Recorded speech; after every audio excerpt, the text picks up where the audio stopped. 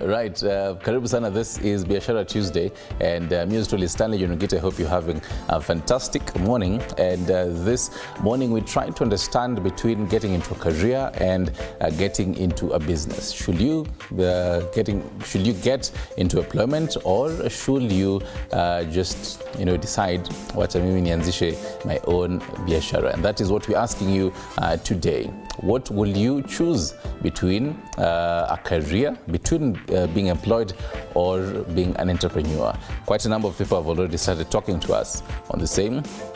A majority are leaning towards entrepreneurship. I don't know what you'd be saying. 0793-267-279 is our WhatsApp number. Tutafurahia sana hearing your voice as well. 0795-045-864 is the number to call us live. And to help us have this conversation is a gentleman who's walked the path when it comes to maswala ya pesa and finances as well for many years.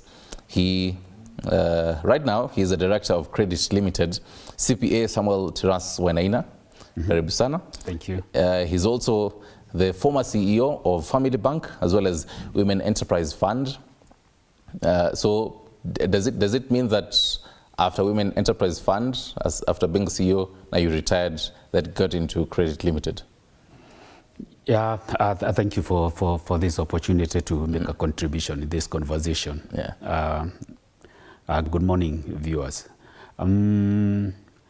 Well, I started doing my own hustles when I was still in employment. Okay. So when I took early retirement in 2014 after Women Enterprise Fund, that's when I now had a full-time engagement in my personal hustles. Right. Otherwise, I started doing my own side hustles as areas immediately after I got my first job. And the reason I'm asking that is because now we'll be getting to understand how do you balance, do you finish one and then get to the other. And just to even help us have this conversation, we'll be taking a look at some data by Kenya National Bureau of Statistics, which says that, so this is as of last year, December, 19% of 18.37 million youth aged between 15 to 34 were idle in the quarter ended December. So that's about 3.5 million. They also say 2.01 million jobless Kenyans aged between 15 to around 34 qualify for labor force, but they were not actively looking for employment. And this just goes to show you how much there are millions of Kenyans out here who are job seekers. Yes. But then at the top of the mind, they're wondering, I have two options here. At the end of the day, they might sound and be in tandem, either be employed or actually just get into entrepreneurship. First of all, in your experience, in your many years of experience, how do you define this two, how do you understand these two terminologies, getting into a career as well as entrepreneurship? Well, from the time when you get into the education system, we are domesticated by our parents and our guardians and the society at large to work very hard, get good grades, go to the university, go to college, and after that, the narrative is that you get a good job, get to live in a good neighborhood, drive a nice car, get married, get kids, permanent and pensionable jobs. So that is our upbringing.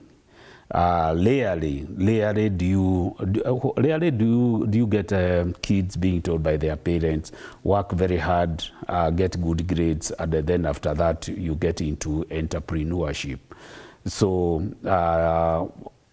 and that has been the tradition all along. That's the nature of our society, and not just Kenyan society. Our education system is such that we are being prepared. We prepare students to be employed.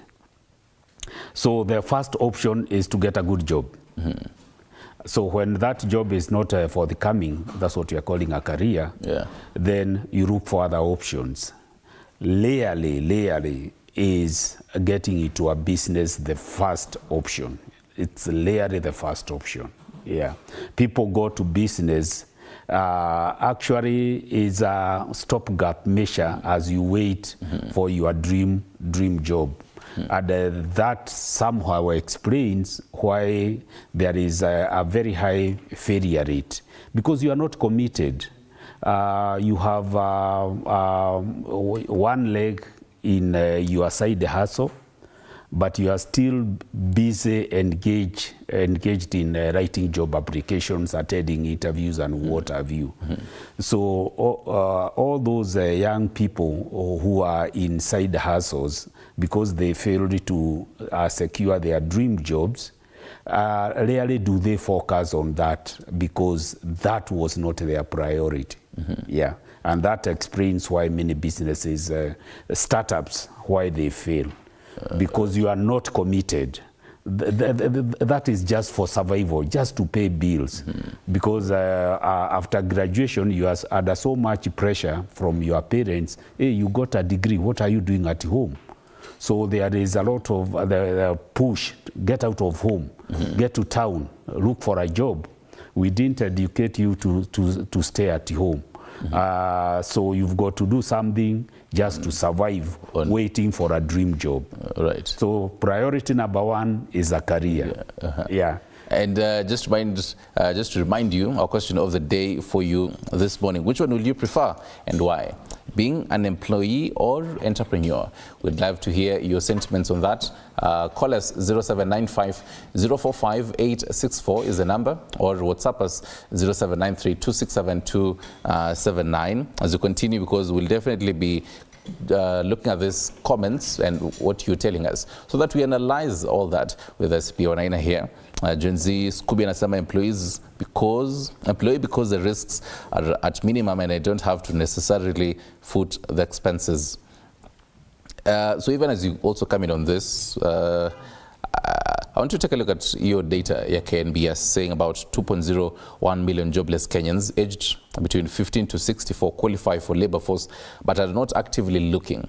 So I want to have a comparison right now, this being 2023, 2024, and when, I mean, for you, when you now getting into the job market in the, was it the 80s or the 90s? Yeah, late 80s. Late 80s. Yes. At that time, were the dynamics the same at that time? I mean, if you finished school, were you sure that you're going to either get into a career? Was it a sure bet comparing to right now? Yeah, during our time graduating from the university, and during our time, we had only Nairobi University and Kenyatta University, and it was a guarantee. I remember, as much as I stayed home for about, graduated in, we finished college in July, we graduated in November. As much as I stayed home for about 3 months, I had 3 jobs from government. I was spoiled of choice. And actually, those during our time, we would get. I was doing BCom accounting, and we were spoiled of choice, especially if you are a good student. The big 5 auditing firms, they would come to the university, interview people, the parastatals. Actually, myself, I had 3 letters of appointment, so I had to choose where do I want to go. Okay. And during our time, graduates from the 2 universities, they were very few. I remember, like during our graduation, 16th graduation in University of Nairobi, we were about 2,500. Nowadays, the total number of graduates in public and private universities, I think it's almost 100,000. So the situation has changed. We have more graduates, but fewer job opportunities. And that's why you find many people are unemployed. what you are describing there is what economists call underemployment. You are doing something that doesn't productively engage you. For example, you are trained engineer, and you are doing something that can comfortably be done by a technician. You may be saying that you are employed, but you are underemployed because your skills doesn't fit. Your training and the skills doesn't fit what you are doing. Because it is a survival thing. You just want to do something to pay your bills. But then right now we're told over and over, diversify your portfolio. So as much as, let's say you did IT, for example, and you finished, you graduated, and you're wondering, so what do I do? Do I buy a laptop and then get into the IT space and be employed? Or I look for capital and then I, let's say, uende mahali kama Isili, you look for capital for a huge chunk of money and then have your own business there. And so many Kenyans right now, young Kenyans watching you this morning, they're the crossroads of that. So they're wondering, I've done this, I have all the skills, should I now look for more? Because I mean, you're saying someone, you're trained as an engineer, but then, so does it mean you need more layers of skills? Obviously, and you know, sometimes I think as adults, and that's why Gen Z are agitating for change, because as adults, we are untruthful when we are engaging young people. I've said traditionally, even today, the mantra in our education system is what I said earlier. Get good grades, you'll get a good job. And universities and colleges, except for TVET, that are really specialized institutions and polytechnics, universities, unless a university has partnered with a particular industry. For example, you get in America, McDonald's, those big companies, they even have their own campuses, meaning that they train for certain skills that will fit in the industry, because these are big transnationals. But these other ordinary universities, to expect them to be training for industry, I think that's being dishonest.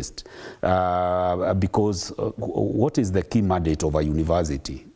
Is training people, doing research, that dissemination, of course having an impact in society. The industry is very dynamic.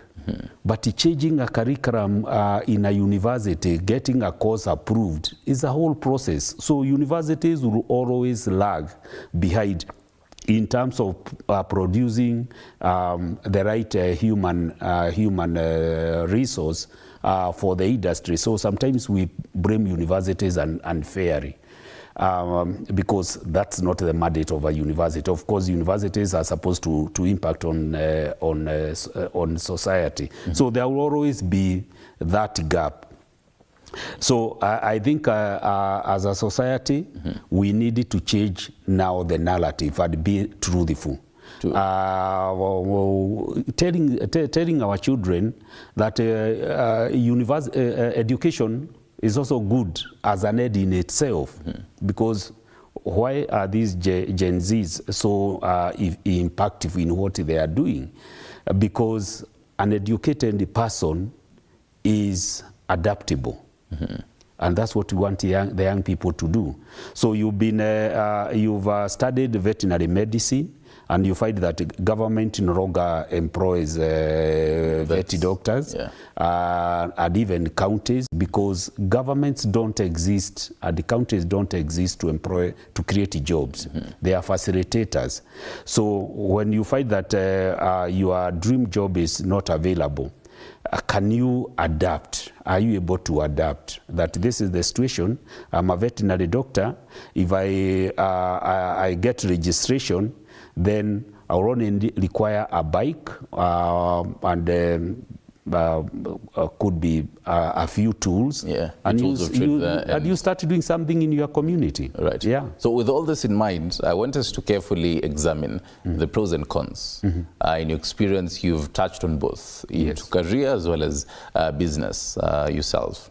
And when you're starting the show, you're taking a look at one of the, using our background image here, the kind of pros and cons. I think I'll just highlight Hapo vizuri.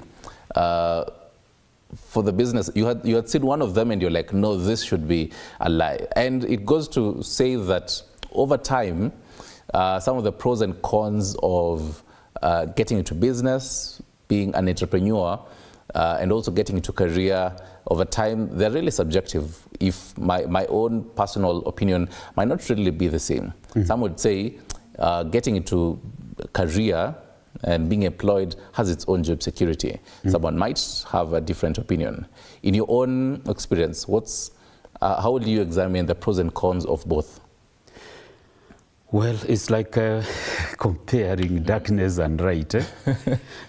Because what does a career provide? Of course, it depends on the sector. But let's say you've gotten a job in the public sector that's permanent and pensionable, or contractual, or in the private sector. So you get an appointment letter, and you are covered under employment and labor laws. So there is job security.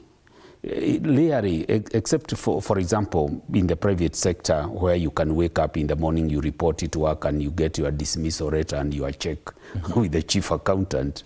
In the public sector, to fire an employee who is on permanent and pensionable basis, it may be easier to recall an MP than to fire an employee who is on PP. So there is job security. And you know, I worked in both public and private. Actually, one time a director in a HR director in the ministry told me it's almost an impossible thing to fire a permanent and pensionable employee. Actually, after they've gone through all the disciplinary process, unless, for example, serious insubordination, drunkenness, and you know, if you have a challenge with the drugs, the government will bend backwards to take you to rehabilitation and what have you. And not actually just fire you. Oh, it's almost an impossible thing to fire a permanent and pensionable employee. Actually, at the end of the day, you are transferred. And that's why sometimes you see people demonstrating against the police officers who misbehave. They expect them to be fired. No, it can't. They just transferred. So there is job security in a career. But in business, the way you please your customers determines how much you earn. So when I see unlimited earnings, for example, if I'm a teacher employed by Public Service Commission or in a big school, I'm assured of my salary at the end of the month. Actually, come 30th of the month, employees wanaulizana, hey, ka SMS kameingia, pesa imefika kwa bank. But guys who are entrepreneurs, the most stressful part of the month is the last week of the month. Could be you have not made any sale. Na uko na wafanyikazi, hawataki kujua. And you need to pay them. And you have to pay rent and what have you. So when people talk of unlimited earnings, that's a lie. So it also means that the picture that we always have of if you are the entrepreneur, because I mean you're the boss here, you're the one who calls shots, your order is final. Whatever you say, whatever your signature, it's a final. You don't really have to wait on other people. Well, unless you really have, let's say, a board, but you're the final. If, let's say, you're small-scale, small and medium entrepreneur, how is this freedom really advisable? Of course, people talk of that freedom, but the truth of the matter, the moment you become your own boss, I tell you, I find it more stressful when I'm running my own business than when I was employed. People say that you'll be working anytime you feel like. Oh, my friend, you are in competition with so many other people. So that freedom takes time. It takes time before you can say, I'm financially secure now as an entrepreneur. You have set up the system, the business can run without you, because that's what we really call a business that doesn't require your physical presence for it to function. But before you get to that point, you put in so many hours. You forget about if you are an employee, and especially majority of the employees, of course, it depends on the level. It's 80 to 5. There is a joke that goes around that one of the things that is rarely stolen in a workplace is the wall clock. Kwa sababu hiyo kila mtu anaangalia sana. By So 4:59 p.m. watu wanatoka wanaenda. But entrepreneurs, you report very early in the morning. The other day I was traveling from Busia at night, and I got to town at 4:30 in the morning.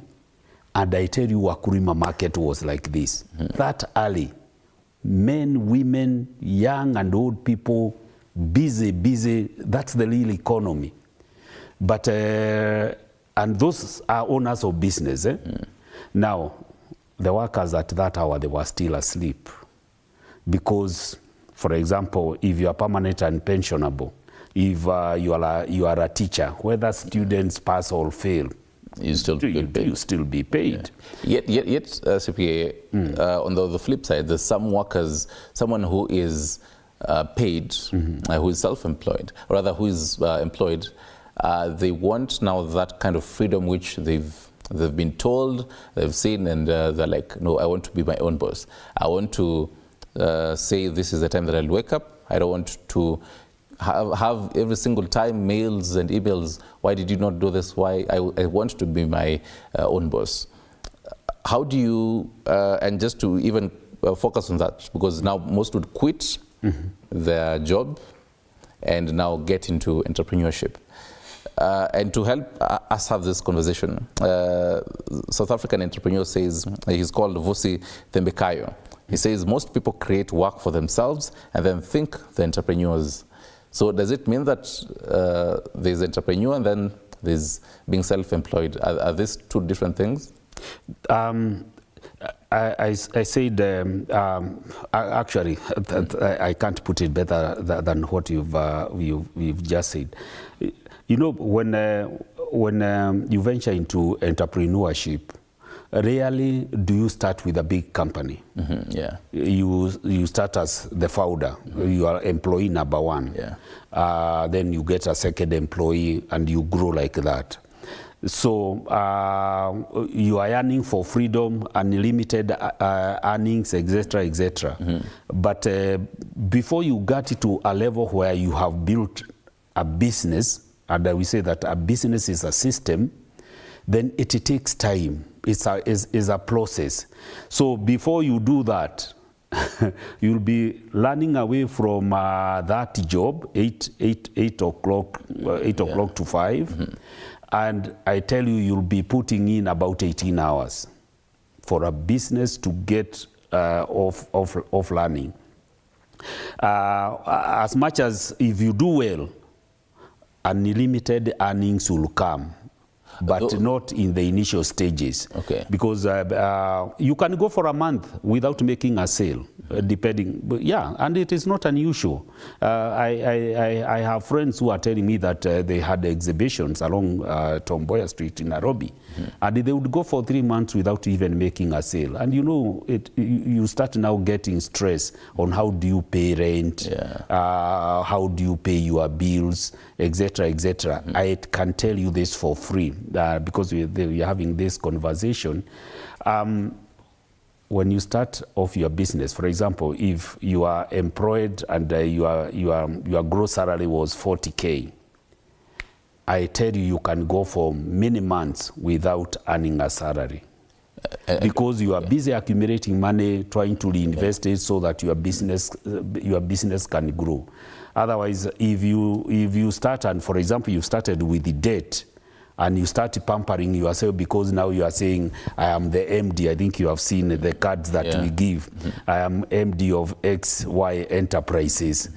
But it's an MD without a salary. You sacrifice so much to build a business. It's just fun. So there is that illusion.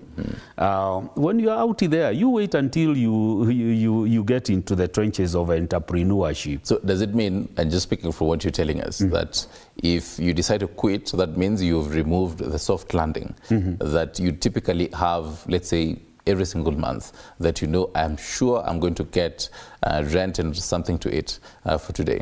So will you advise that if someone right now is employed and they're thinking about yearning for that freedom, then they balance, as you rightfully told us, you're also doing back in the days, you balance between going to your 8 to 5 job, for example, as well as having your side hustle, whatever kind of sector you'd deal in. Help us understand, how do you balance, and also how do you also diversify? Let's say you're a doctor, and then your side hustle is totally different from what your skill set is. I know you touched on the whole skill set, but then so how do you balance between 8 to 5 career job and then your side hustle? It is advisable, if possible, for one to start being employed. Besides earning a predictable salary, it's a learning process. You see how you gain experience through observation and doing whatever you are doing. For example, if you are a doctor, you are employed in a formal hospital. For example, myself, I had a stint in a bank. I've spent many years in the bank, and then affirmative action fund. And we were doing lending, financial intermediation.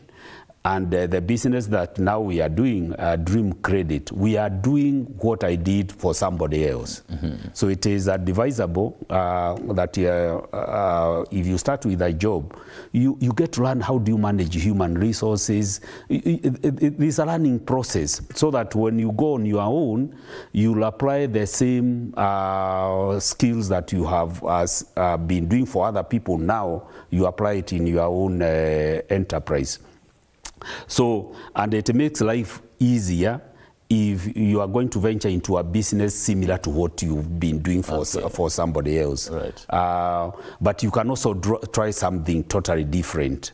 The issue of balancing, you've got to be careful because you can easily get fired because of divided loyalty. Yeah. And I think you have had this thing in the public sector. Ati mtu anafika kwa ofisi, you leave your coat there, you go to attend to your butchery, so you are going to the slaughterhouse. For example, you are running a butchery, so you are running all over the place, going to slaughterhouse. There is a slaughterhouse in, is it Kawangwale or something, or you have a matatu. Myself, I had a matatu when my first attempt, and I tell you, it was very stressful. So you can easily get fired. And I tell you, I think you've heard about telephone farming, how challenging it is. So being a telephone entrepreneur is very tough.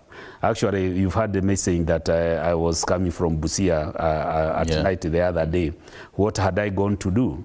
I had a business there, and I had gone to close it. Wow. I had just learned for one year, a lodging, M-Pesa, and Equitel agency. So you get employees there. So they are giving you statistics every day. As you know, the way you have those internal controls, you have CCTVs all over the place, etc., etc. But crafty employees who still devise ways of stealing money from you. So you find that it doesn't make sense. So you close it. Actually, it added to my 14th business. Since I started entrepreneurship, I've failed in 14 businesses. So that also, every business is an experience. That also means, and paints the picture that, because you're discussing how some would prefer to quit their jobs and that whole job security they get in their career and then yearn for the freedom. But then whatever they're quitting and starting might not really be sustainable. So how do you now bounce back? Do you still continue the path to entrepreneurship? Because, I mean, as you're saying, entrepreneurship can't really be easy, the first step. There are going to be a number of hurdles before you get a soft landing. So do you continue the entrepreneurship or decide, hey, I was very peaceful and things were very easy back when I was employed, let me just go back there? It will depend on your age. Sometimes it can be too late for you to get back to formal employment. And that's why it is advisable for you to start early, because when you start early, I said my first business, I started when I was in my 20s. So because when you are young, your risk tolerance is high. But with passage of time, I can't advise a retired person to try some businesses. For example, try transport. How about farming? I mean, the farming, there are things that you shouldn't try your hands on after retirement. Otherwise, you'll wipe off your pension, especially the lump sum. You know, people get tempted with the lump sum. Yeah. I'll buy a matatu. I remember there was a time we declined to sell a repossessed matatu to a retired person. We were telling him, this is suicidal for you. You can't put 3 million out of your 3.5 lump sum in a matatu, and you are retired. You are going to die early. So, of course, all businesses are risky. We have seen even investing in government bonds, treasuries, even governments default. So what we were told in the university, there is risk-free investment, that was a lie. So what we are saying, start early, when your risk tolerance is high. Statistics worldwide indicate that about 4 out of 5 businesses don't live to celebrate the 5th anniversary. So the failure rate is very high. And why the high failure rate? We are saying lack of commitment and even experience. People think that entrepreneurship is easy. And I normally pose this simple question. If you want to become a driver, you go to a driving school. Yeah. If you want to be a nursery school teacher or a nurse, you go to a college, isn't it? But entrepreneurship, you've completed college, you have no clue on what is a cash book, what is a balance sheet, what is a profit and loss, and then your parents are aware of, you tell them, I wanted to do an M-Pesa shop, how much do you require? A float of 50K. So there you are. They get a shop for you, and you start learning. One thing, you have no clue on KYC, know your clients. I learned so much about M-Pesa stuff. And you know what? There is no insurance company in Kenya that insures M-Pesa business. To me, that was a shocker. Why? Okay. Because of fraud. Actually, in the 6th month, my M-Pesa shop was raided and I lost money. If I didn't have a backup position, then I would have crossed that thing in the 8th month. So I soldiered on. So people just go into business blindly. And I say I think those people who are watching us, they should be their takeaway. The biggest risk in entrepreneurship is the founder's ignorance. And yet, a number of viewers, the feedback suggests that a number of them, a huge percentage of Kenyans, are leaning towards entrepreneurship. Just to take a look at the feedback. This could be as an employee because the risks are at minimum and I don't have to necessarily foot the expenses. Our question was, which one would you prefer and why? Being an employer, or rather being an employee or entrepreneur? So as you continue, you can also text us on a WhatsApp number, pale chini kwa screen yako, 0793-267-279. Amos Freeman, an entrepreneur all the way. Kim Kimani Anthony, entrepreneur all the way. Akelo Brayo, entrepreneur since being an employee. Ruto can fire you anytime and he just smiles. Thi Chonge kwa ground Gen Z wanasema aje kuhusu leo. We'll be telling you all that as we follow up on what will be happening today. Prof Kiprop Joshua Ndiema, solo proprietorship. An interesting one there. Flora Paul Njugi anasema an entrepreneur because I'm my own boss. Joseph Muroti wants both sides of the cake. He says both. Moni Sumuko, entrepreneur the best. Calvin Ward Athis wants to be employed ndio uanze kuzungushwa kama mtoto. And Grayson Ayton, employee. And I mean, taking a look at this, this suggests that a huge populace of the country, and even the young people really, someone between, let's say, the age of 18 to 35, they are thinking of getting into entrepreneurship and not really being employed, considering what you've really told us on the education systems and all that. But what's the first step now to getting into entrepreneurship? What's the first thing you need to do? I'm not surprised. I'm not surprised with that because despite we say that the higher the risk, the higher the returns. Of course, if you are successful in the entrepreneurship, the earnings is a blank check. Just like in sales, those people in sales and marketing who are paid on commission basis, in effect, you are given a blank check. So in entrepreneurship, you have a blank check on how much earnings, depending on the product or service that you are dealing with. But you know, for a salaried person, the salary is fixed.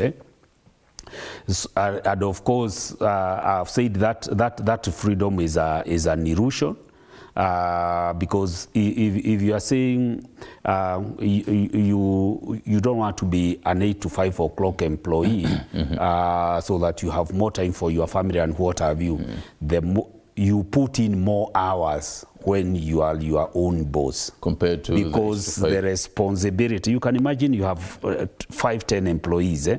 So it's not like when you are just alone. It's just like when comparing a bachelor and a married person. A bachelor, you can sleep in the streets, you can sleep in your car, and what have you. Wait until you become the head of a family, you have kids, and what have you. The responsibility. So when you are an entrepreneur, that freedom comes with enormous responsibility. So is a balance. Obviously, wealth creation is always the preferred option because of there is no limit on what you can become. I spent some 7 years with Equity Building Society. I think you've heard the story of Equity from the time when it was technically insolvent to now a multi-billion company. You see, that is entrepreneurship, wealth creation. Now the earnings, if I compare the salaries people, the managers are earning now and what they were earning that time. And even now the shareholders, the shareholders, some of the shareholders are billionaires. You can't become a billionaire if you are expecting a pay slip. So one has to look into that. But having said that, you have to start somewhere. And the first job is a good foundation. I've said besides forming a foundation for you to save some money, you learn from whatever. For example, working here, this is a corporate. There are systems. You see, how are human beings managed? How do various departments operate?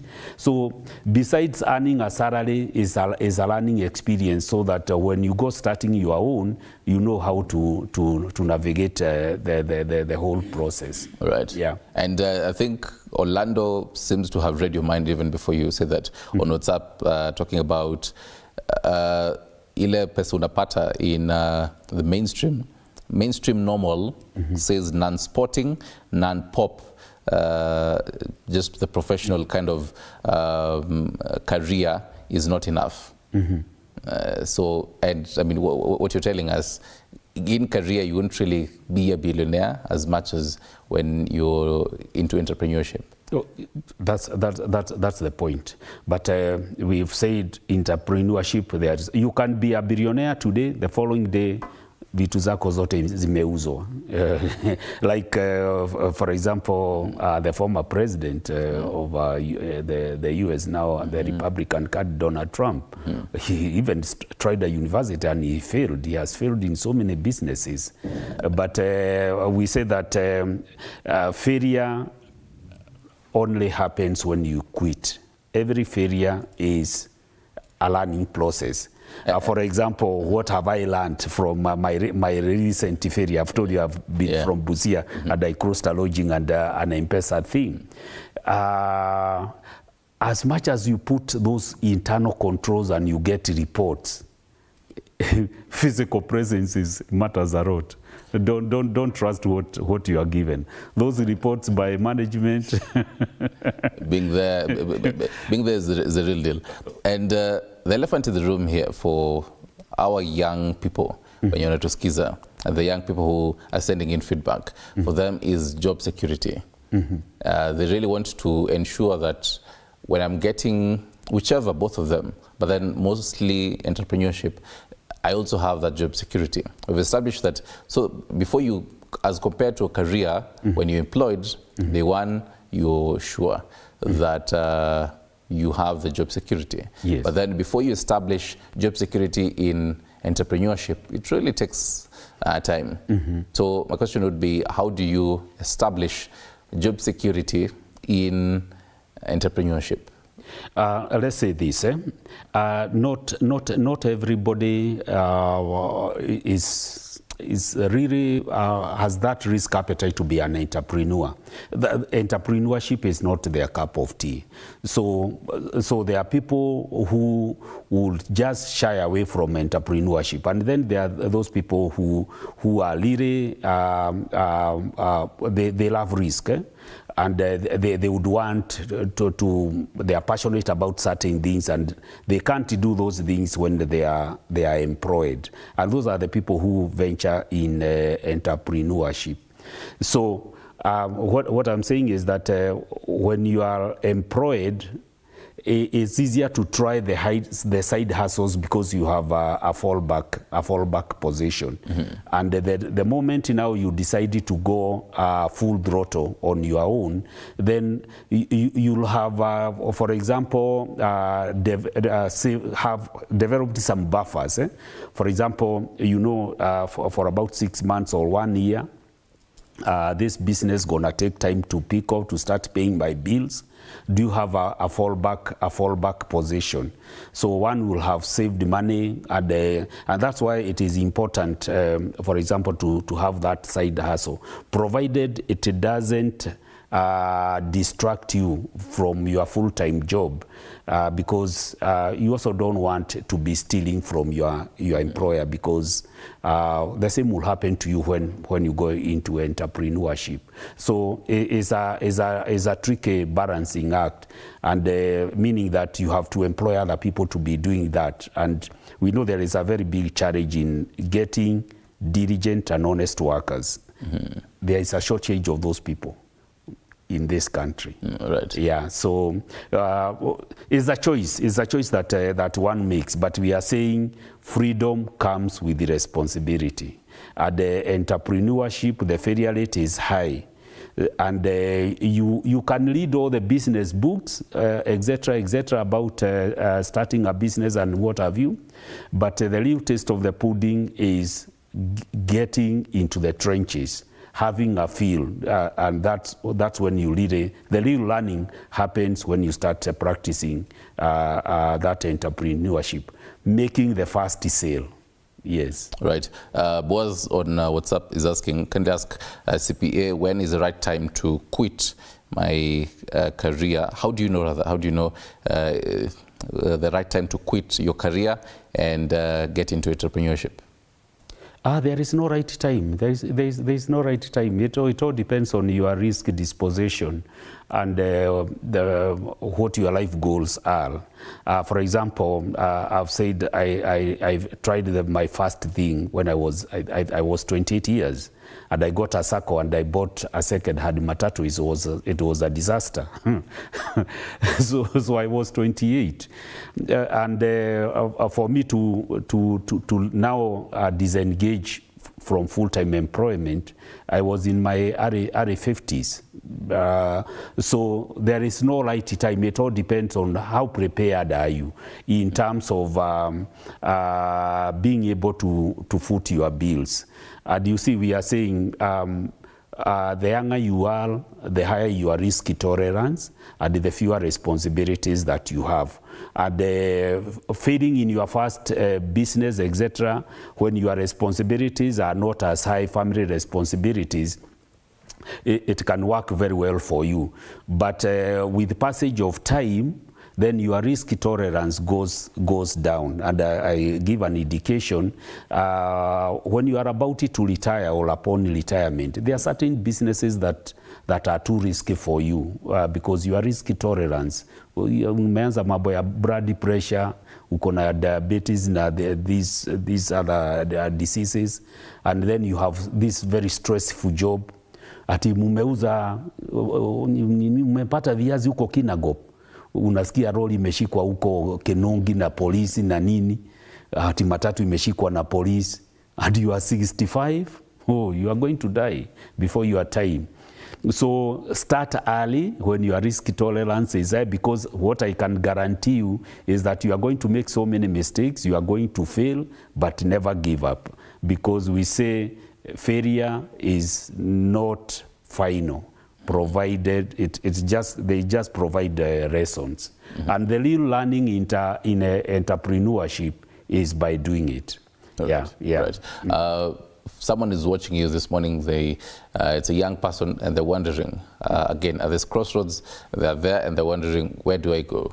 Do I venture into career or getting into entrepreneurship? Depending on the kind of course they did, mm-hmm. depending on what they ever studied in university, mm-hmm. they're wondering, where do I go? Your takeaway home on what they need to understand? Well, having been educated up to diploma level certificate, whatever certificates that you have, and you're above 18, it's not right for you mm-hmm. to sit at home to continue mm-hmm. Depending on your parents. See what you can do. What are you passionate about? Or what problems are in your community? Because we say entrepreneurship is doing something that is allowed by law, doing a legitimate thing that solves a problem at a profit. So do you have problems in your community? If the answer is yes, then how can you provide a solution at a profit? And what I would advise young people, start small. Because the mistake people make, you put so much pressure on your parents that you want 1 million shillings to start small. And they learn along the way, because obviously you are going to make mistakes. So let your mistake not be so expensive. They don't try complicated things. You know, in the university, BCom and what have you, you start doing very sophisticated market survey. That's nonsense. Some things you do through observation. Mm-hmm. Yeah, you observe these are the challenges in my community, because entrepreneurship is about solving problems. So you need to know, even before you choose some of those careers, mm-hmm. before you get into university, you need to analyze and see, this is why I'm choosing this career path, and this, at the end of the day, it might either shape to be both a career for me, and then use it as well. The skills that I learned and I will learn, I can also use it part-time as a side hustle. These are kind of these are things you need to have and to know even before you choose a course. And especially given the current environment, and it is not going to change. White collar jobs are not going to be coming by any time soon. So graduate unemployment will forever be there, and it's like that. There is no economy in the world that enjoys 100% employment. So unemployment, a level of unemployment will always be there. So what I'm telling young adults is that start small, and for heaven's sake, don't start a business without having basics of what a business is about. Do you know how to make a sale? Basic things, and they are very easy, simple courses. You can, instead of wasting time online looking at things that don't add value, master the simple basics. Know what is a cash book. Can you understand a bank statement? Can you tell a debit and a credit in a bank statement? Can you question an M-Pesa statement? So understand those basic things, how to make a sale. If I were to go back to the university, I would study sales and marketing. Okay. Because the best business idea is useless if you can't sell that product or service to a client. And many people don't know how to sell, how to make a sale. So get to the basics. We have said, and this is what we should always remember, if you want to become a driver, you go to a driving school. When you want to become an entrepreneur, where do you get the skills for you to prepare yourself to be successful in entrepreneurship? So get those basic skills. Don't go back to the university, because that will be theoretical. Basic skills. And more importantly, start small. And when you make mistakes, don't quit. Learn from your mistakes and become a better person. Otherwise, entrepreneurship is wealth creation. You'll become a billionaire faster through that path better than in a career. And I think you may have already answered what Professor is asking. Professor is asking a friend of mine. He's studied science, technology, engineering, and mathematics. He's in a dilemma. Currently, he has saved up about 70,000 cash shillings from vibaruas and all that, and it took time. He graduated a year ago. He's wondering if he should buy a laptop and concentrate in coding and to grow the career as a software engineer, or if he should just start a cloth shop. Hey, congratulations. Don't start a clothes shop. Start something related to what you've learned, because you are an ICT person, and with the 70,000 he has done very well. Congratulations. So he can easily start doing something online. Because if you talk to those guys with those exhibition things, they will tell you can go for weeks without making a single sale. But when you are on online space like what he has studied, even engineering, there is something he can easily start doing something and start earning some cash flows. Thank you for that question, Professor, and I hope your friend amesaidika ama kama tu ni wewe. Thank you for that. Thank you very much, CPA, for this wise nuggets. I hope you've learned quite a lot. Asante sana, hata mimi nashukuru. Director Credit Limited, as we discuss and try to analyze either getting into a business or a career path. And we're asking you, which one will be your pick? Be an entrepreneur or get into the career and actually be employed. That conversation continues on our digital platforms. We'll continue interacting with you. We've posted that question there on our Facebook page. Head there and talk to us. I want to refresh and see if there are more comments. Final one there. Penina Minor says employee. Grayson Ailton says employee. And Monis Sumoko, entrepreneur, the best. Thank you for all your comments.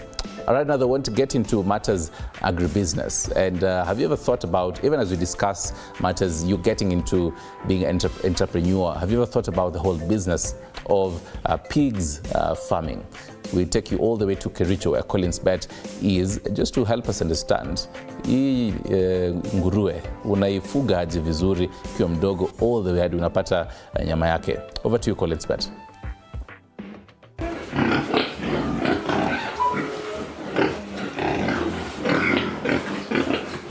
Well, Kericho County is well known for its tea plantation, but also pig farming has been gaining popularity due to favorable climate and increase in pork meat. And right now here, I'm privileged to be hosted by one of the pig farmer in this region, especially here in Belgut constituency. Asante sana kwa kutukaribisha. Labda tu uanze na majina, utuambie ulianza lini kazi na unaendeleaje? Thank you so much. Kwa majina mimi naitwa Andrew Shele. Mimi nilitire from public service in 2021. I retire a nurse by profession. Nilitire as a sub-county public health nurse in sub-county in 2021. Before retirement, as a preparation, nilianza with the corona coming up in 2020 is when I ventured into big farming. So from 2020 is when I started big farming. I started with 3 sowers. After being served, I brought, constructed a structure which is 50 by 20 meters, feet, and it can accommodate up to 100 pigs. So that's the time I started pig farming in 2021 after retiring from public service as a sub-county public nurse. So professionally is a nurse, and after retirement I'm a big farmer as well as a dairy farmer. I also do a tea farmer too. So yes. Pig farming is gaining popularity because the farms are getting small, and people need to live a good life. So well, you say that you began this pig farming with 3 sows. Yes. Could you perhaps make us to understand what exactly the name you used, what exactly it means? Yes, thank you so much. The sows are those pigs which have been served and they have delivered or they are farrowed more than 1 time. When they are farrowed more than 1 time, they are called sowers. So I bought those ones which are farrowed more than 1 time, 3 of them. And my first farrowing or delivery was walipata almost up to 40 piglets. So that was a plus to me because it was a start and it made me really to get some income to expand my pig farming. Right, and there are a lot of farming activities within this region and even across the country. There is tea farming, poultry farming, dairy farming. What exactly motivated you to start a pig farming? Thank you so much. What motivated me to start pig farming was I had some young children or school leavers who were at home during that time of corona, and instead of them staying idly, they made a request that we start pig farming.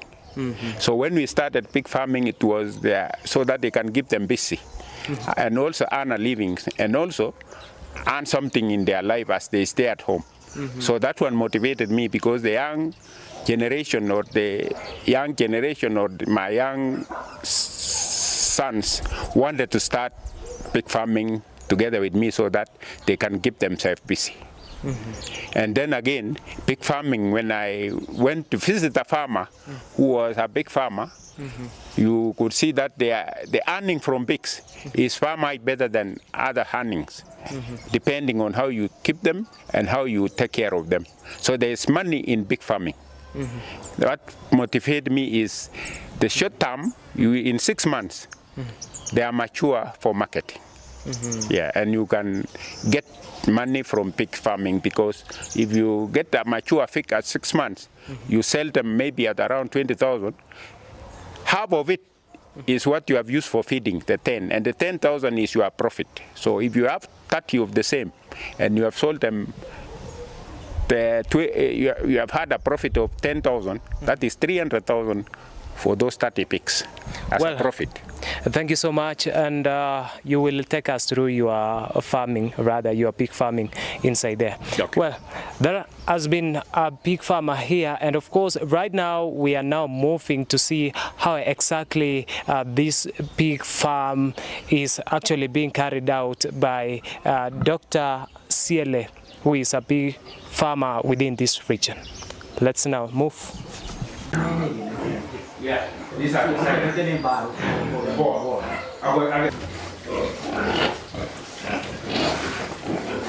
Oh, yeah.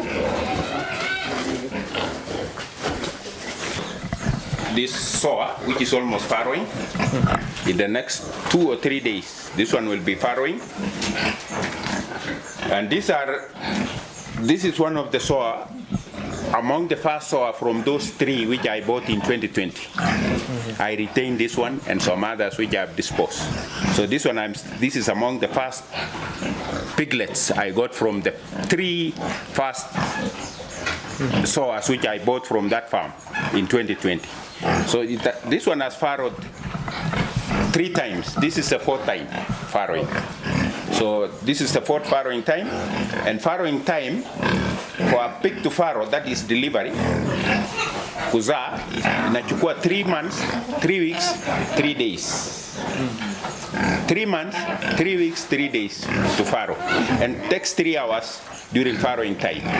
So this is one of the first sower which we got from the 3. We retained this one, and their mothers, we have sold their mothers because they were aging, and with aging, farrowing also may not be so frequent. So this one can farrow up to, this one has farrowed up to 12 maximum. The latest, this one farrow was 8, they were 8. For a sower to aging, it can go even up to 2 to 3 years. Yeah, it depends on how you see it. It depends on the health condition and the way you have given the feeds and the management of this sower, because poor management may force you to dispose them early. But when they are well fed and they are dewormed as required, and they live in a clean environment and they get enough water, they can go up to 2 to 3 years. So how? And every year they can farrow twice. Okay, so how do you know that it is at the stage to farrow actually? At the stage to farrow, you look at the udder. The udder is getting full. The mother becomes disinterested with the environment, and they may not, the feeding habits goes down. On that day of farrowing, they may not feed at all. Yes. On the day of farrowing, to say if they are about to farrow, if they are to farrow today, you can give them feeds, but fail to feed. Yes. And then they are you look them, they are very docile, and they are disinterested with the environment. Oh, okay. Yes. And then the udder is really getting full and is almost touching the ground. Okay, so you said it takes 3 months, 3 weeks, 3 days, 3 days, and 3 hours. Oh, okay. Yes. Well, as you can see, this is a different block, and right now here is a pig actually which farrowed 2 weeks ago. And as you can see, it's here with piglets. And right now we cannot get the details in regards to this pig. So this, thank you so much. So this pig farrowed, that is delivery, Uza, 2 weeks ago. Right. So fast farrowing.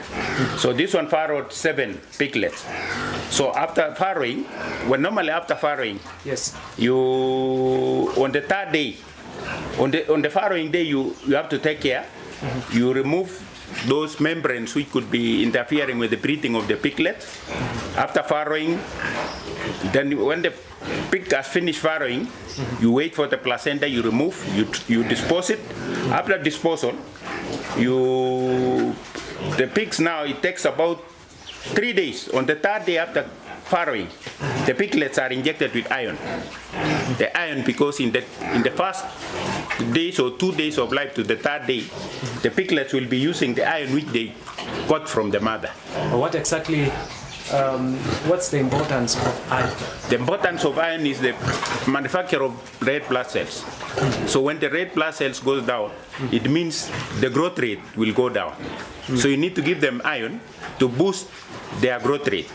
You give artificial iron you give them 2 meals intramuscularly. You dip in the muscles for these piglets on the 3rd day. We repeat the same on the 21 days. After 21 days. 3 days and then 21 days you repeat. Thereafter, you feed the mother. You must give the mother, for every piglet, the mother is supposed to eat 4 kilos per day. That is 2 in the morning, 2 in the evening. But because this one has farrowed, you have to add a quarter for every piglet. You add a quarter kilo. So it means for the 7 piglets now, you have to add almost 2 kilos. From the 4 to 6 kilos. Because for every piglet you add a quarter. So that the mother can be able to give enough milk for the piglet. Now you say that this one here farrowed 2 weeks ago. How long will it take for the piglets to be ready for market? These piglets now, they will be only, I will separate from the mother. I will separate from the mother in 2 weeks, in 2 months' time.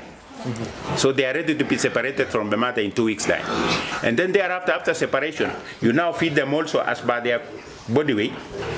It takes them 6 months to mature, to attain a kilos of 50 to 60 kilos. And that's when they are ready for market. At 6 months, they are ready for market.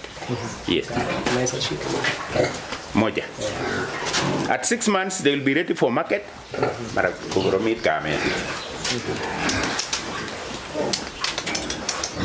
Moja. Can you describe? This one is one of the piglets ready for market after 6 months. This one now is almost 2 weeks old. Yeah, 2 weeks old piglet. 2 weeks old piglet. And in 6 months is ready for market. In 2 weeks time, in 2 months time we separate from the mother. I will castrate them also in the next 1 week. The male one will be castrated in 3 weeks time. What's the reason? For castration? Yes. Because I need them to go to the market. I don't need for breeding. Because I need them for market. Unless there is a farmer who is requesting me that they need a power in their farm, I'll retain for that farm. But for me, I castrate all of them which are male because mine is marketing to get money.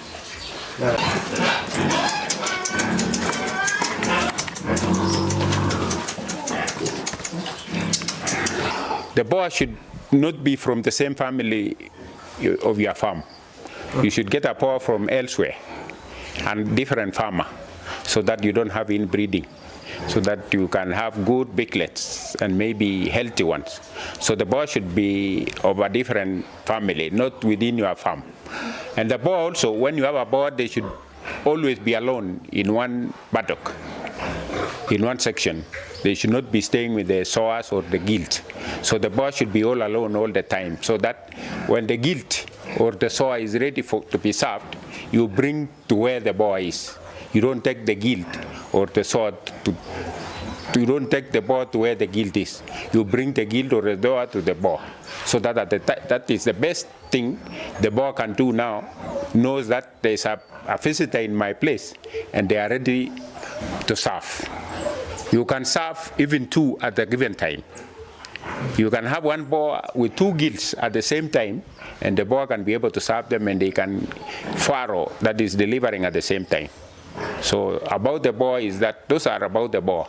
After serving that gilt or sower now, when they are about to farrow or to give birth, you isolate them alone.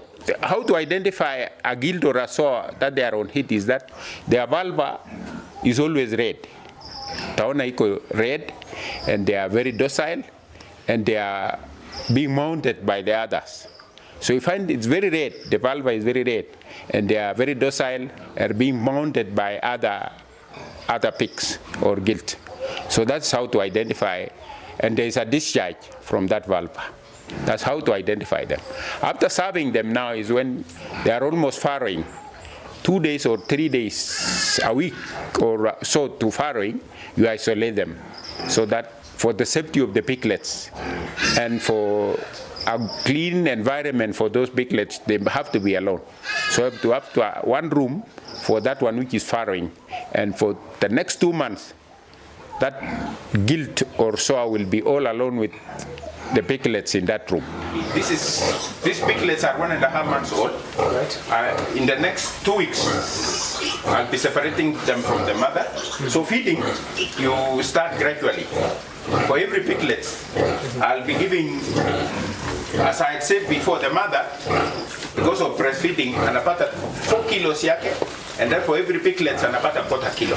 So for these piglets now, I'm introducing them gradually.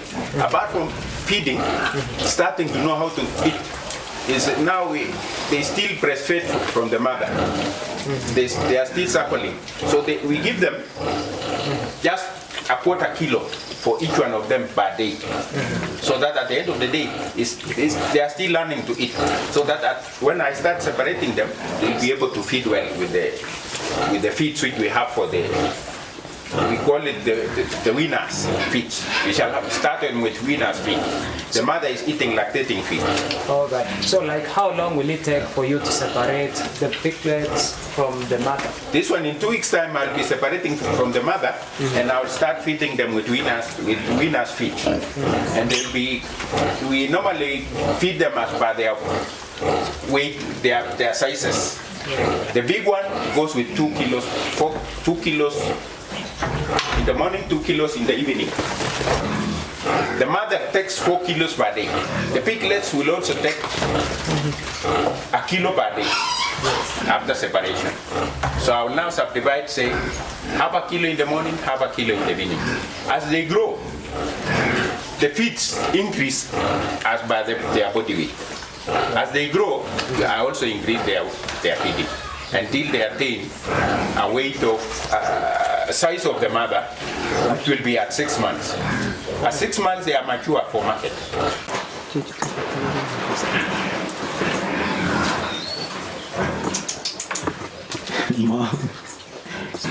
Both sides. And also feeding. When you are feeding, this is the space. Just the way I've seen the structure, it's much different from the grazing, or rather from dairy structure. Is there any uniqueness? Is there the reason as why there is a difference? Yes, thank you so much. Maybe there's a difference from the structure of a pig structure from the dairy structure, because the pigs, normally the pigs, you don't need to have a big space. Yes. A space of 10 by 8. Every space here, we have about 10 spaces. So every space or room where pigs are kept is 10 by 8. And that 10 by 8, I can keep up to 10 pigs until they mature. So there's a difference. So for every section of 10 by 8, and there are 10 there, you can see 10 times 10, you can keep over 100 pigs within this structure. So there's a difference, because within a small space you can give 10 pigs, unlike the animals where the spacing is a bit different. So this one, the whole space is 50 by 20. Inside is 10 by 8. So that's the structure. And you don't need to make it so special. Pig's structure doesn't need, the only thing which is more should be special is the ground, the floor. Should be well cemented, because they like putting their noses there and then they can damage the ground. Otherwise, the wall can be as simple as possible. You can use the simple trees or wood for the wall. But the ground, you make sure for the ground, you must make sure you cement.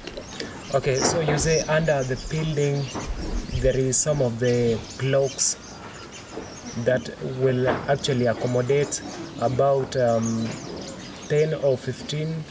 10 at most. Yes. Every block of 10 by 8 can accommodate up to 10 pigs up to maturity. From separation from the mother to maturity at 6 months. Because it depends on the type of pigs we have. It depends on the type of pigs. Maturity varies from one species of pigs to the others. Yes. Can we now talk about the breeds? Exactly, you know, it's very rare farming within this region, and over the last few years, the people in Kericho County have just started rearing pigs. So actually, can you just emphasize on the breeds, which kind of breeds actually do best within this region? Yeah, because I've been rearing pigs for the last 4 years. This is almost my 4th year now, rearing pigs, and within that short time, Yes. I've kept pigs. The best, I've had 2 types of pigs, breeds. That is the large white and the landrace. And within that short span, I've learned that we have others, we call them the Duroc, which has got black and white. Yes. But the landrace are short and white. The large white are long and white. And the difference is that the landrace, they take shorter time to mature. And they are heavy feeders. They take 6 months to mature, to attain a kilos of 50 to 60, even up to 70. But the large white, to attain that weight of 60 to 70, takes about 7 months.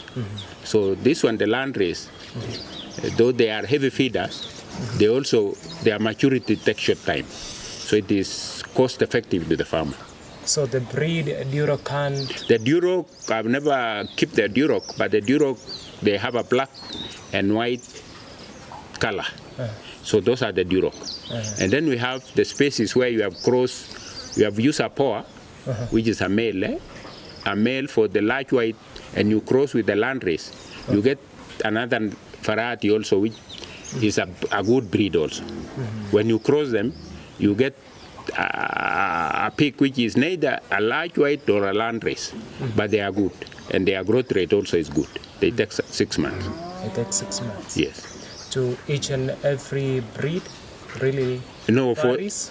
They vary from one breed. The landrace takes 6 months. The large white takes about 7 months to mature. Yeah, so you see, for the farmer, if you feed for more than 6 months, Yes. at least, then you sell them at the almost same price. You don't get a lot of money from that. Yes. Right now, how do you now maintain the pigs? And perhaps maybe before getting into that, could you perhaps maybe give us some terms used? For example, I've heard you mentioning poa, soa. Could you just give us a difference so that we know what exactly it means? Okay, thank you so much. Maybe I'll say naming for the pigs, we say pigs generally. But when we come to the young ones, Yes. the young ones which are a day old, Yes. up to 2 months, we call them the piglets. All right. So those are the piglets. Yes. So when you heard of a piglet, Yes. is the young one of a pig. We call them the piglet. Right. After the piglets, we have the gilt. The gilt are those female which are almost getting mature to be served.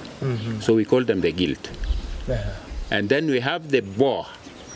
The boar is the male of a pig. We call them a boar. Yes. That's the naming for the pigs. And then we have the soa.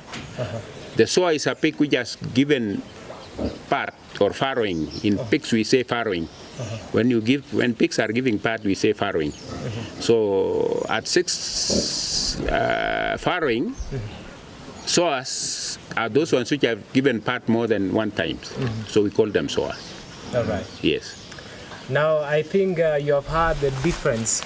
Those are actually the names used for the pigs.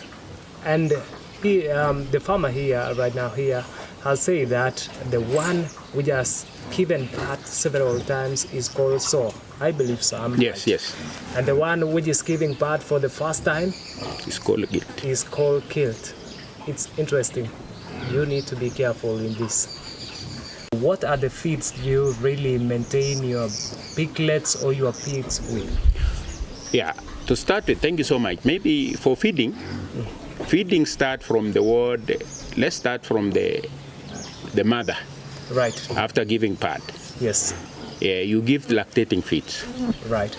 And Which kind of feeds? we call them lactating feeds. All right. Yeah, mostly we get them. I normally get. We have some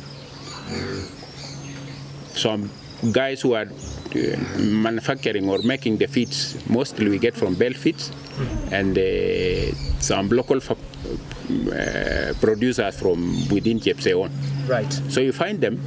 You normally get the lactating for the mother who has farrowed or given birth, and that mother has to. For the mother, the mother has to take 4 kilos per day.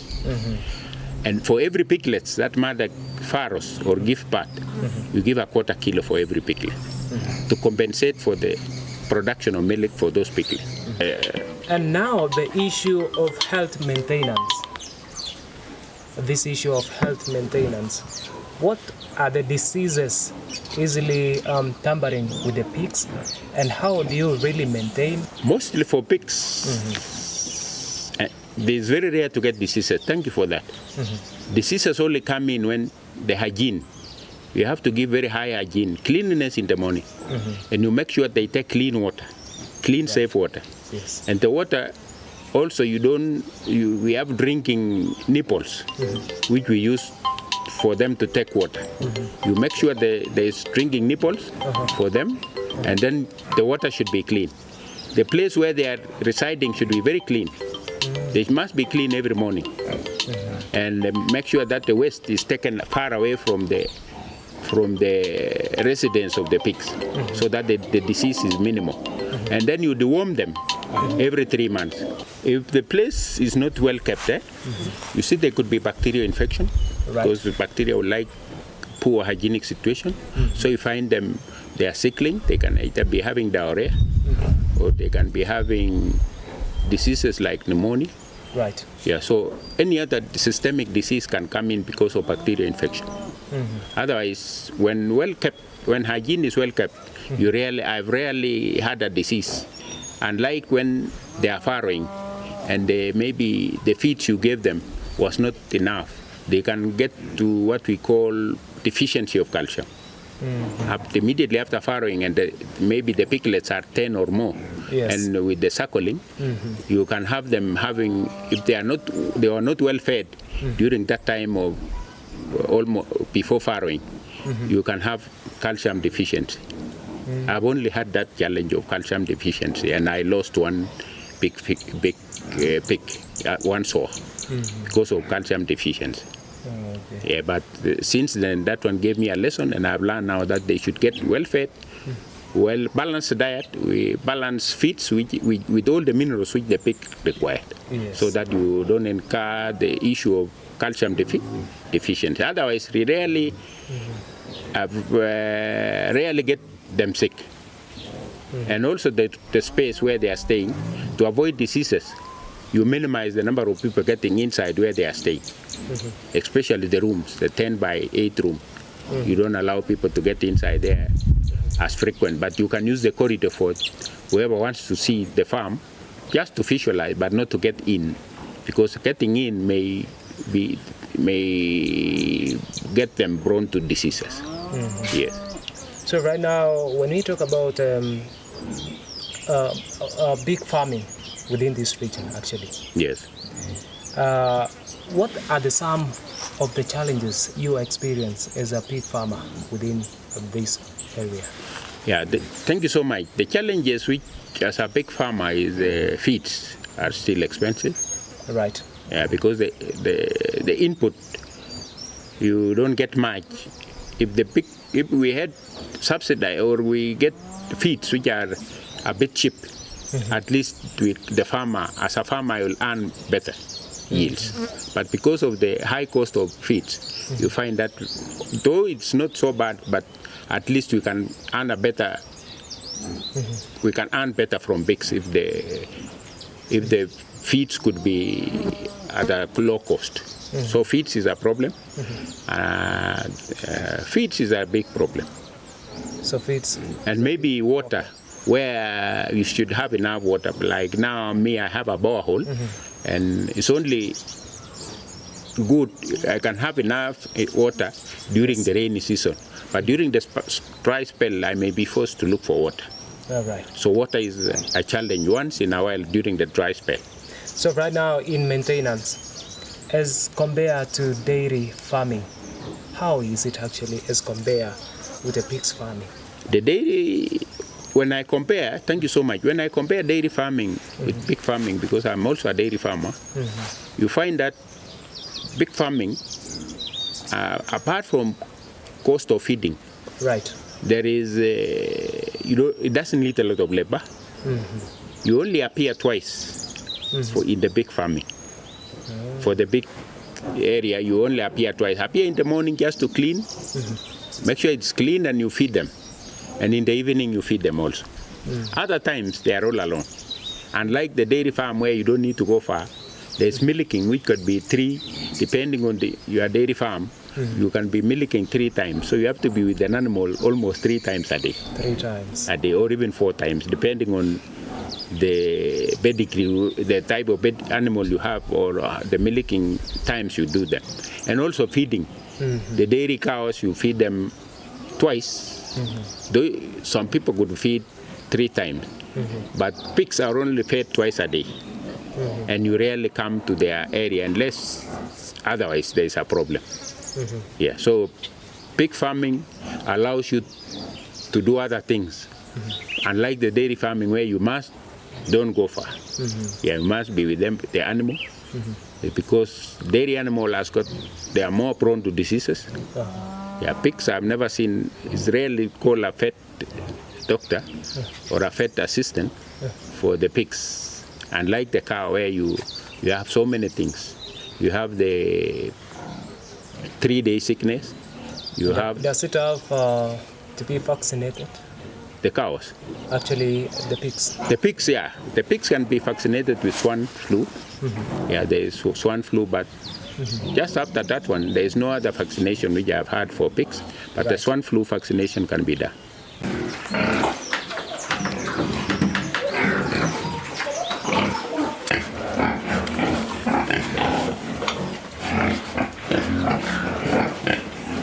So now, in terms of market, do you have markets for these pigs? Thank you so much. Maybe for marketing, initially I used to sell it locally, within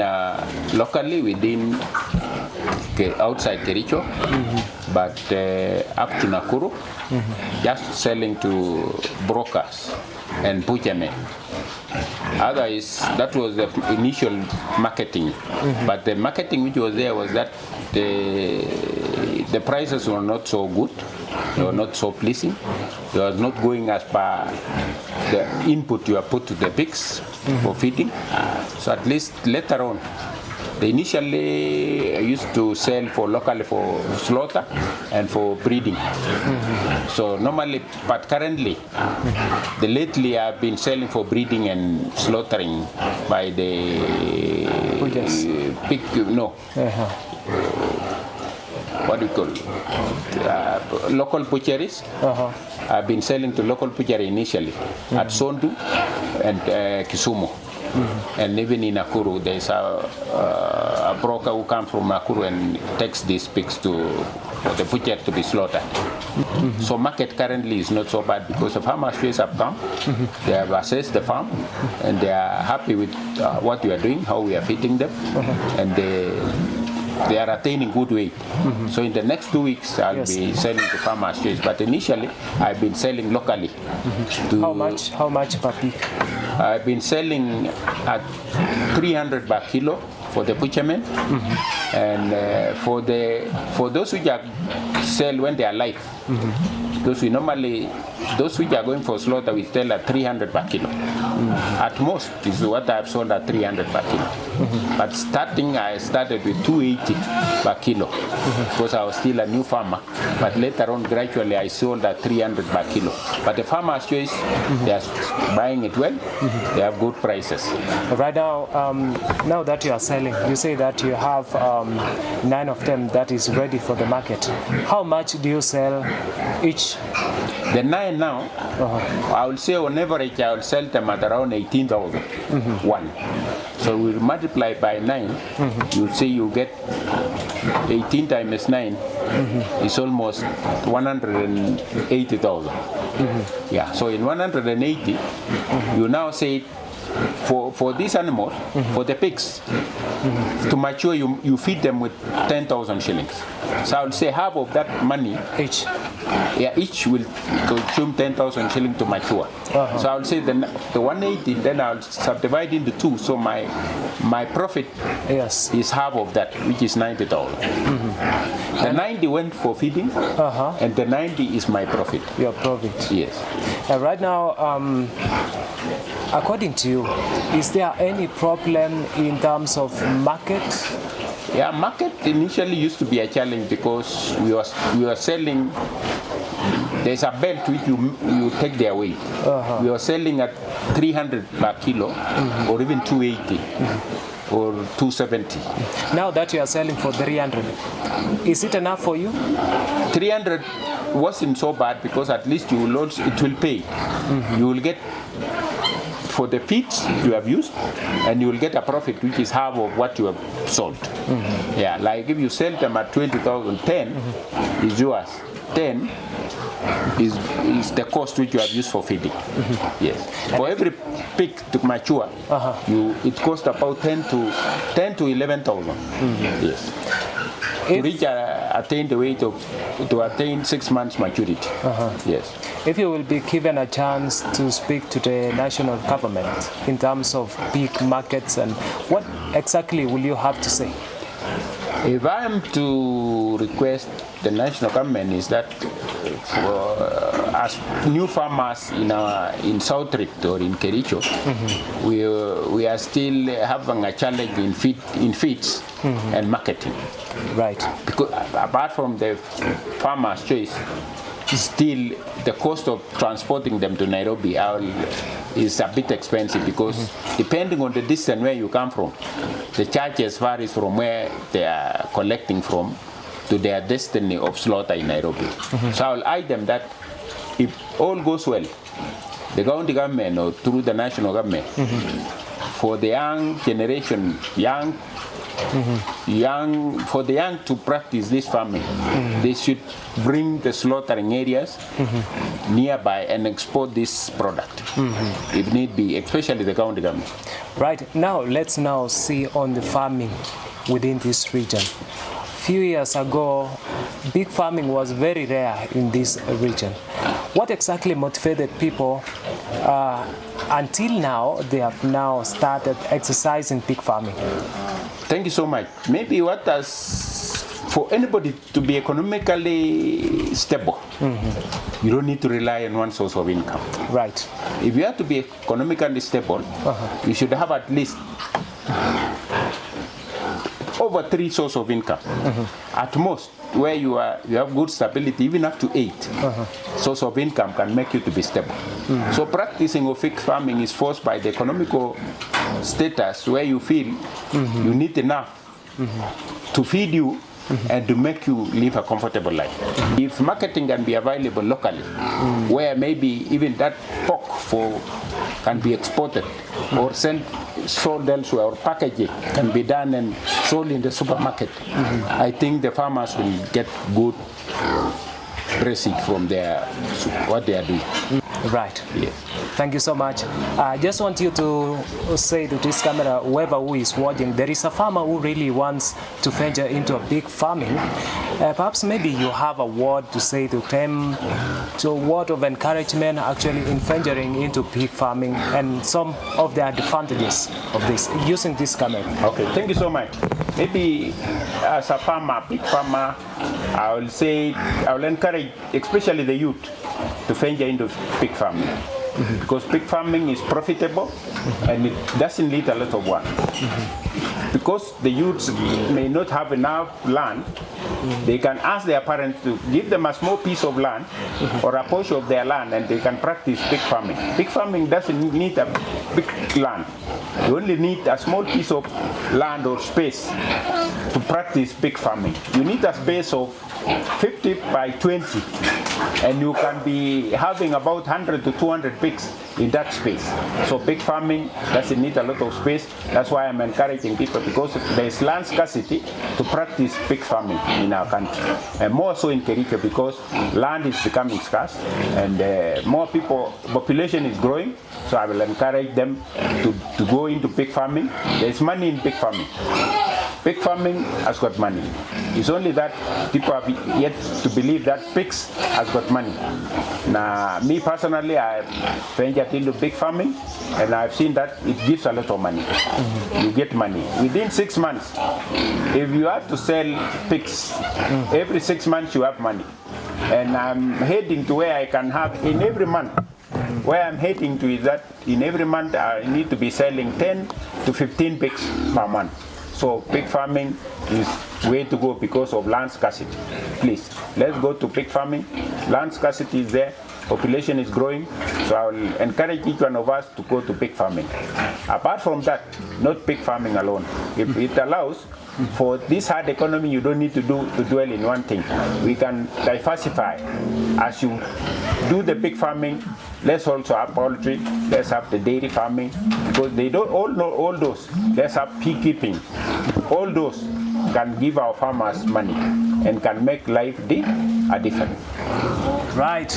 Those are the market and economics sentiments from our great farmer here in Kiptome, right?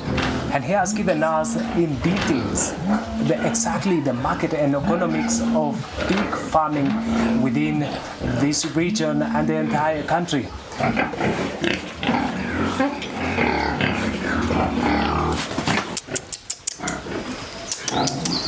Well, from the farmer here, pig farming in Kericho County has the potential to be a profitable venture due to favorable climate, availability of resources, and growing of market demand.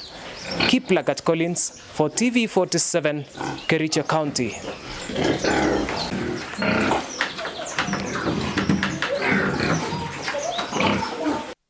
Right, thank you for that, Collins. I hope you've learned a thing or two about pig farming, and just a reminder on what kind of live pictures we'll be giving you, the total shutdown, as just to go by what Gen Z protesters are saying in different parts of the country. Stick around. In our subsequent bulletins, we'll be showing you how things are going to be. My name is Stanley Yerungita. Thank you for being with us here in Morning Cafe. On behalf of Fred Ndemoli and the whole team, have yourself a terrific Tuesday. Goodbye.